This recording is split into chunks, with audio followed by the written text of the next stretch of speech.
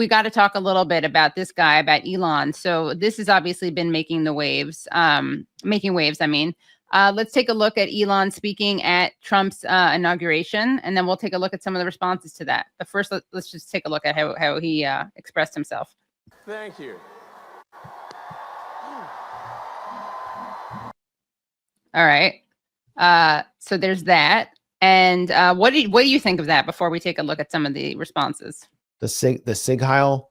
Yeah. It doesn't matter. Like, what matters is what would have happened if Jeremy Corbyn had done that.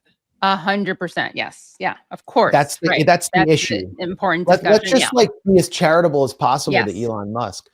The ADL would have called for the Mossad to get a snatch and grab team, an abduction team, into London to kidnap him and take him to Jerusalem and put him on trial in a glass box.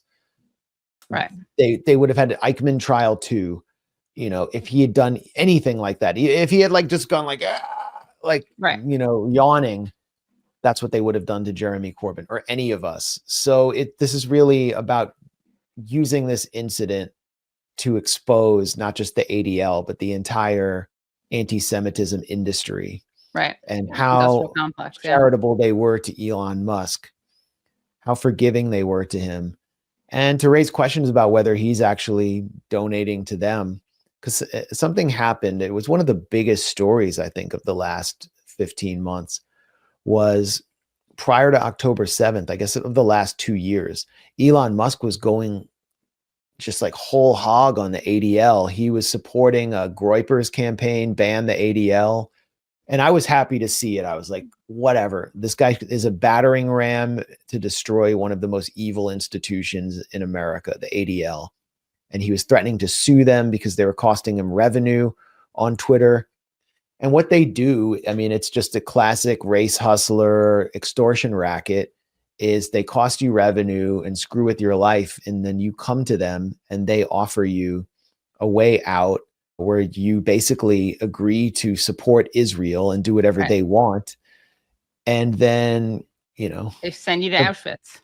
The burden ends. Well, first I think that was an initiative. That was a more independent initiative. Oh, okay. Because Ben Shapiro has always attacked the ADL for being too pro-Biden or too pro-Democrat. So he just needed some Jew with some communal credibility to go with him to Auschwitz. And they did that. But it was really the trip to Israel with Netanyahu. Yeah. I mean, the trip to Auschwitz, by the way, it's I don't want to say it's worse than going there in a cattle car, but it's got to be pretty excruciating to go on a long flight with Ben Shapiro and have to do that. So he subjected himself to that because something was really troubling him. The world's richest man actually felt that there was a more powerful force that was prevailing upon him. And then he does the fake trip to, I think it was Kibbutz Nir Oz with Netanyahu. And I say fake because Netanyahu's team, his advanced team, staged a crib with a NATO caliber bullet in it, something Hamas didn't possess, to create the impression that babies had been killed in the kibbutz. And then Netanyahu led Elon to the crib and they just glowered over it and brooded while the cameras rolled. And Elon pretended to care about a dead baby, but yeah. Exactly. When in fact, he was probably thinking if there had actually been a real baby there, how he could harvest its adrenochrome or, to perfect humanity or whatever transhumanist project he had. Exactly. But yeah, I mean, so then after that, everything changes and Elon talks about how not only supporting Israel and Zionism, but supporting it in a very fascist way where the strong actually deserve to triumph over the weak and Israel represents the strong. He obviously was doling out donations to Zionist groups. I mean, it just has to be the case. And his reputation is restored. In the tech world, it's at the upper echelons of the tech world, is basically forbidden to be anti-Zionist. It is forbidden. The CEO of Web Summit, he almost got removed for hosting me and Aaron Mate back in 2022. Oh, Patty Cosgrove. And then, at Web Summit 2023, he was removed before it because he said Israel was committing war crimes in Gaza. He's Irish, and Right, I he, was gonna say, yeah. you know, he thinks about occupation and war the same way most Irish Catholics do. So he Right. was removed and replaced with a U.S. intelligence asset, Catherine Marr, who is now the head of NPR. You just can't do it in the tech world. The money, the direct investment is coming from Zionists, and Israel's so central to the development of AI technology. And right. Anyway, so here we are with Elon, and like this. It just seems like there's so many details we don't know, that I don't know and don't have sources in Elon's world. But other journalists could tell this story of Elon's conversion from calling to ban the ADL to ultimately being granted get out of jail free card by the ADL after, I mean, what looked like a Sieg Heil. Like, I just started watching it over and over again to try to challenge myself. Is there any way he was just being autistic? Because that's the excuse. Yeah, that's what like Batya Unger said, that he was autistic. And this is amazing because so the ADL comes out and defends him and says this is a fragile moment of grace. The same ADL which declares Jewish Voice for Peace a hate group. Okay, so they write, this is a delicate moment. It's a new day, and yet so many are on edge. Our politics are inflamed, and social media only adds to the anxiety. It seems that Elon Musk made an awkward gesture in a moment of enthusiasm, not a Nazi salute, but again, we appreciate that people are on edge. In this moment, all sides should give one another a bit of grace, perhaps even the benefit of the doubt, and take a breath. This is a new beginning. Let's hope for healing and work toward unity in the months and years ahead. By the way, if you wear a keffiyeh, you are wearing a swastika. Yeah, that's who said that? Van Jones said that. Oh yeah, Van Jones said that. He said that wearing a keffiyeh was like going to Harlem with the Confederate flag. But obviously, this is the same person. Jonathan Greenblatt went after Rashida Tlaib when she made the terrible anti-Semitic mistake of literally all she did was say that it was problematic and showed bias that the Attorney General of Michigan, Dana Nessel, prosecuted student protesters, and Jake Tapper, who must be besties with Dana Nessel, had Gretchen Whitmer on his show and asked her to comment on Rashida Tlaib's claim that Dana Nessel was picking on these students because she's Jewish. I don't know if you remember this. It was a totally manufactured controversy. Rashida Tlaib said nothing about Jewishness.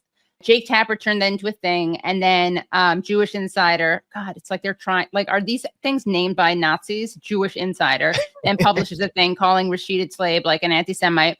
And then the ADL, goes after her for that. So these people who are calling for grace and benefit of the doubt are the same people who call anything anti-Semitic. And Batya Sargon Unger also defended Elon Musk. And this is someone who, remember when those that Jewish directors of the zone of interest, he said, we are standing here today as men who repudiate their Jewishness.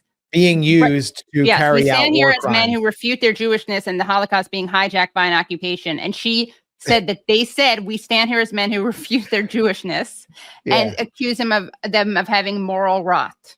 Yeah. Well, before you leave, I do want to just play one more thing, because we did mention Jonathan Greenblatt, the same man urging grace and benefit of the doubt for Elon Musk. Let's take a look at how generous he is with his interpretation of other symbols when they're not. Got to be concerned, because these kids on these college campuses, guess where they're going? To your boardrooms. They're going to editorial boards. They're going to the assignment desk of news networks. People who say, death to the Zionists, I wish for that and worse. And if you wouldn't tolerate it, if someone's wearing a swastika on their arm, I'm sorry, you shouldn't tolerate it if they're wearing a keffiyeh on their neck. Yeah, that's a really good analysis. And I'm glad you're showing so much grace and giving such benefit of the doubt to students wearing keffiyehs. Yeah, Jonathan Greenblatt was recently in Israel, and during a Knesset committee hearing, he put forward the Israeli Mossad's pager terrorist attack in Lebanon as a model for how we should confront anti-Semitism in the United States. Whose interests does he have at heart? And I mean, it perfectly elucidates the threat the ADL poses to free speech and freedom of organizing in the U.S. Yep. And at the same time, Abe Foxman was a disgusting and cartoonish figure. Jonathan Greenblatt, the more he speaks, next level. the more he speaks, the more people are reviled, especially young people, by what he has to say and what he represents. Yeah. He's not as good. Abe Foxman is actually saying a lot, but a lot less odious than Greenblatt. Abe Foxman would engage. David Sheen interviewed him when he went to my anti-Zionist Israeli journalist colleague David Sheen actually was able to get an interview with Abe Foxman when he went to Israel, and he agreed to engaged with him for an hour. Yeah, he was in Israelism, also the documentary Israelism, and in that great documentary, did you see Defamation? Defamation, it's so amazing. Yeah, I think it's Yoav Shamir, the Israeli filmmaker, but they gave him full access, right? Because they assumed he was an ally, right? Because he was a Jewish Israeli. It's really Jonathan Greenblatt. Greenblatt's operating like the ADL is a private. It's sort of a paragovernmental organization that doesn't quite have a headquarters in Washington. It's like its headquarters is Tel Aviv and Washington. Right. And it's also an intelligence agency and in some ways a kind of military, like they operate like a military force. And they're currently infiltrating organizations across the US like spies inside as many Palestine solidarity groups as they can, and they're feeding that information to the government, to the FBI. They're a force multiplier for the national security state and a force multiplier for Israel's intelligence services.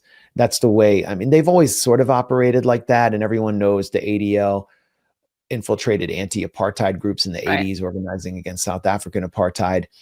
They used someone to do that who was also, I think, on the payroll of South African intelligence services. So they have this history, but now it's really consolidated in the way Greenblatt operates.